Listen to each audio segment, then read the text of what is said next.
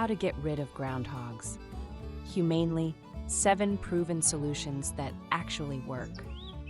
Groundhogs, known by many names, are cute little furballs until they turn your backyard into a construction zone. Those tunnels they dig? They're not building subways, my friends. They're setting up shop right under your garden. And while they look harmless, they'll eat your plants faster than you can say, "Where'd my tomatoes go?" But don't worry. Today on Buckeye Bloomstead, we're not calling in pest control, and we're certainly not going to war with dynamite and pitchforks. We don't do that here on this channel. Instead, we're going to explore 7 proven, humane ways to send groundhogs packing, without harming them or your precious garden. Stick around because you'll want to hear the last one. It's simple, clever, and a little funny. Before we dive in, tell me in the comments, have you ever had a run-in with a groundhog, and did you give him a name before you chased him out? Go ahead, share your story below. Now let's get to work. Method 1. Castor oil spray. First on the list, castor oil. Not for your hair, and not for your grandmother's medicine cabinet. We're talking about mixing 1 part castor oil with 3 parts water, giving it a good shake, and spraying it around burrows and garden beds. Groundhogs can't stand the smell or taste of it. To them, it's like living in a bad perfume commercial. Now, before you ask, no, castor oil will not burn your plants, nor will it poison your soil. This isn't the kind of oil that lingers like motor oil on a driveway. When diluted properly, 1 part castor oil to 3 parts water, it simply coats the soil and creates a smell and taste that groundhogs cannot stand. It's safe to spray around your property, though I wouldn't recommend misting your roses like perfume. Focus on the soil, the burrow entrances, and the areas groundhogs are targeting. As for wildlife, castor oil is considered non-toxic. It won't harm birds, bees, or the helpful critters you actually want hanging around. Earthworms, pollinators, and even your pets are safe. What it does is change the flavor of the roots and soil, so the groundhogs and their digging cousins, like voles, decide your yard just isn't worth the trouble.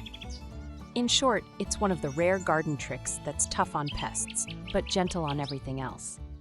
So remember, it won't harm your plants or soil, but it will send Mr. Groundhog packing.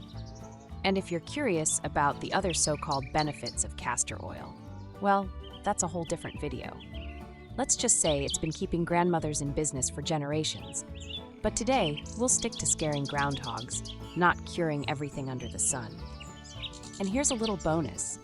Castor oil doesn't just work on groundhogs. It can also help deter moles and voles, those sneaky tunnelers that love to turn lawns into obstacle courses. A few sprays in the right places, and they'll think twice before setting up camp in your soil. Now, if castor oil doesn't do the trick, let's move on to something a little spicier. Method 2. Spicy and pungent repellents. Groundhogs may be tough little diggers, but they've got noses like bloodhounds. And that's where cayenne pepper, garlic, and crushed cloves come in. Sprinkle pepper near their burrows or drop crushed garlic into the entrances. To us, it's dinner. To them, it's a chemical weapon.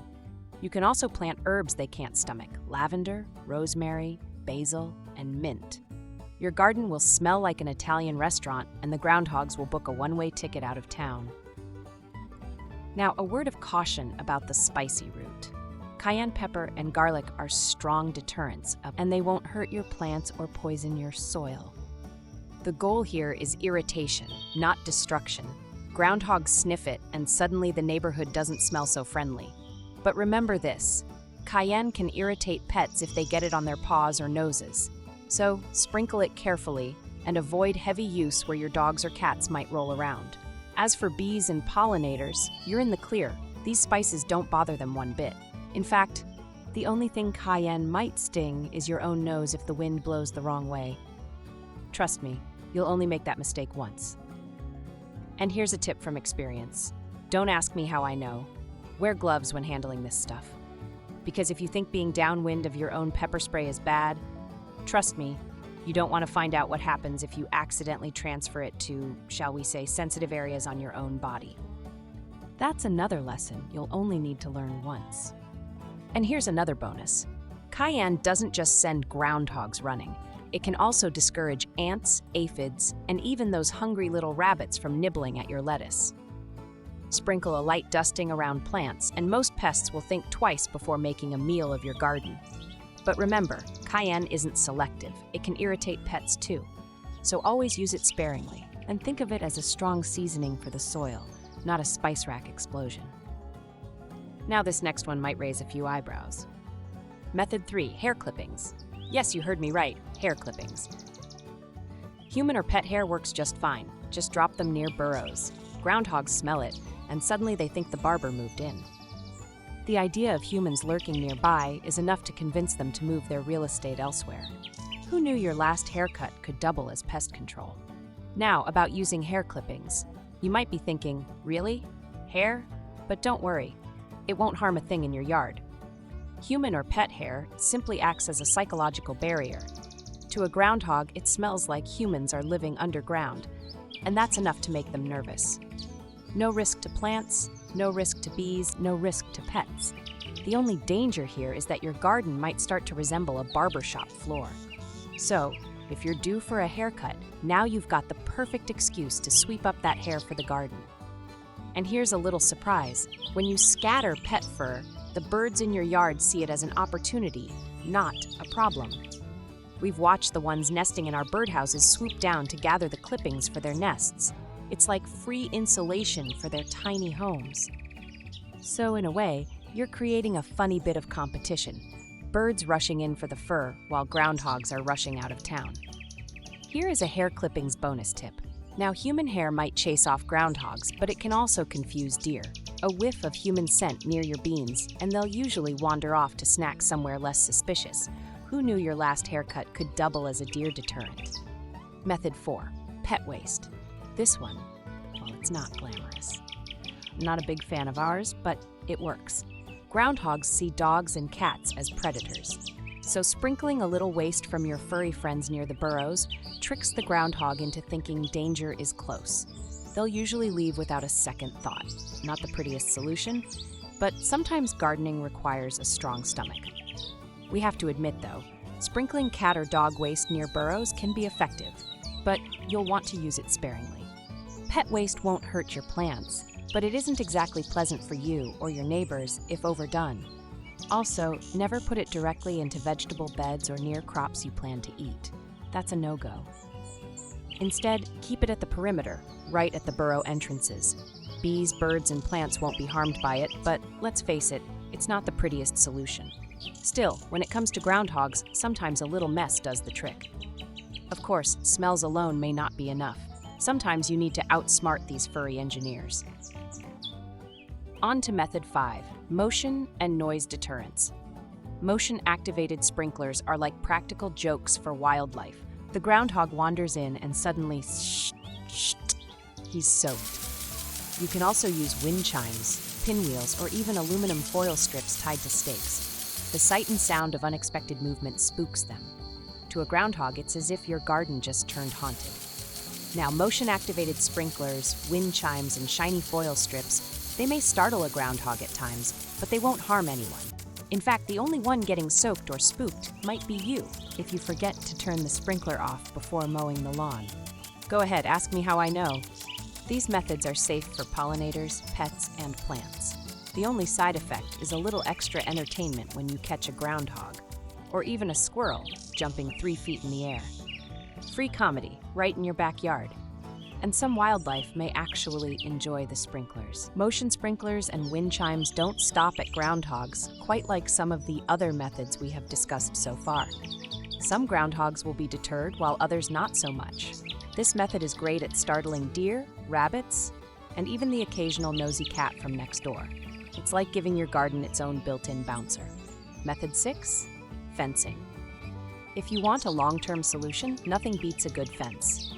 Use chicken wire type fencing material, which you will want to bury the material at least 12 inches underground and curve it outward like into an L. Groundhogs are Olympic-level diggers, but when they hit that hidden barrier, they'll give up and move on. Think of it as setting up a no vacancy sign around your garden. We use chicken wire in our raised beds to keep groundhogs, gophers, voles from digging up through our raised beds. Here's the best part. Burying that chicken wire fence won't just stop groundhogs.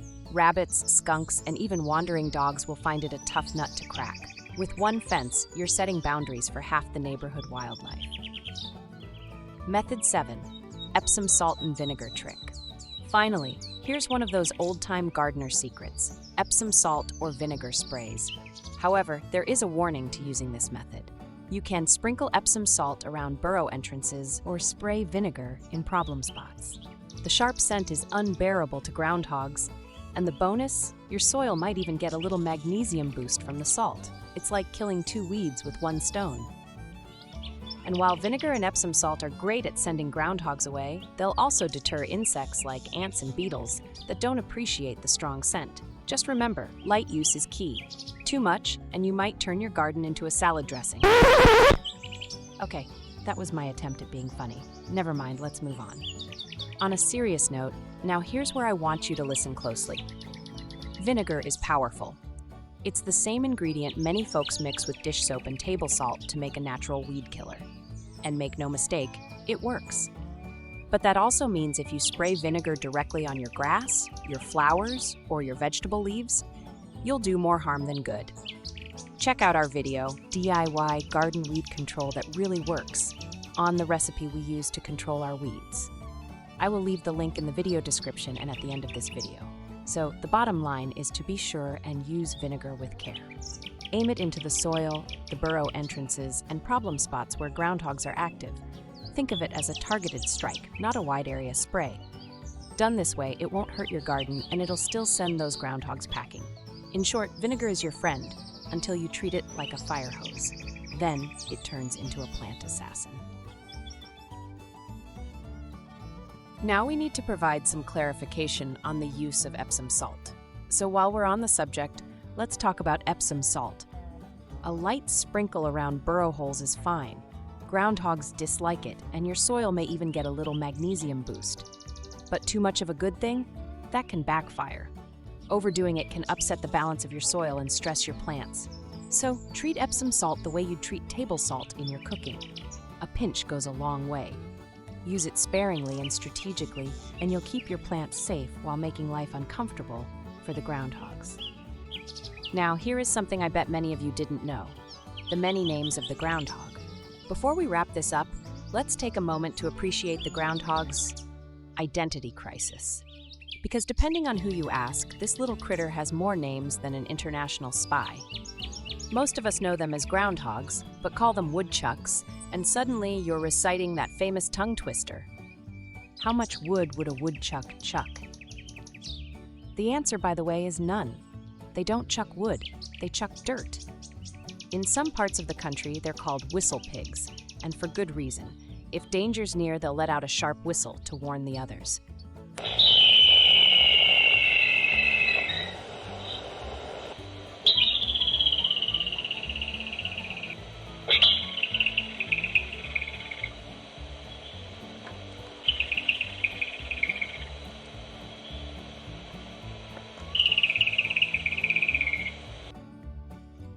Picture it, a pudgy marmot doubling as a referee with a whistle in its mouth. Others call them land-beavers, since their burrows could rival a beaver dam in ambition. And in Native American tradition, they were known as monarchs, meaning the digger. Fitting, isn't it? So whether you're dealing with a woodchuck, a whistle pig, or a land beaver extraordinaire, at the end of the day, it's the same fellow eating your garden. Now I'd love to hear from you. What do folks in your neck of the woods call them? Drop your favorite nickname for the groundhog in the comments below. Let's see who's got the funniest or strangest one. And of course, we can't talk about groundhogs without mentioning the one day of the year when these little fellows become celebrities: Groundhog Day. Every February 2nd, towns gather around to see if the groundhog sees his shadow. Legend says if he does, we're in for 6 more weeks of winter. If not, spring is on the way. It's a tradition that started in Pennsylvania, rooted in old European folklore, and has grown into a national spectacle. Now, whether the groundhog is truly a meteorologist, well, let's just say their accuracy rate is about the same as the local weather forecast. But still, it's a bit of fun, and it's kept the groundhog in the spotlight as more than just a garden pest. So yes, your whistle pig, your land beaver, your monarchs the digger, is also our unlikely weather forecaster. Tell me this, do you trust the Groundhog's forecast, or do you put your faith in the weatherman instead? Drop your answer in the comments. I have a feeling this could spark a fun debate. All right, nicknames and groundhog traditions aside, let's bring it home. So, there you have it, friends. 7 humane ways to send groundhogs on their way.